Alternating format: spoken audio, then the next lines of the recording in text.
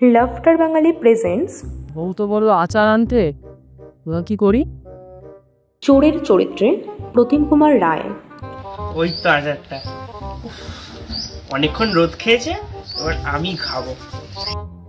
আচারের মালিকের চরিত্রে সর্বজিৎ রায়। আচার পেলে? চোরের বউয়ের চরিত্রে পূজা ঘোষ। দেখে চলতে পারেন না, লাগে না আমার। গরিবের পুষ্পার চরিত্রে সৌরিক ভৌমিক। আরে ভাই, প্রেম কেমন চলছে? লাভগুরুর চরিত্রে অনিরুদ্ধ চৌধুরী। আমি কি করে জানবো আচার কোত্থেকে পাবি তুই?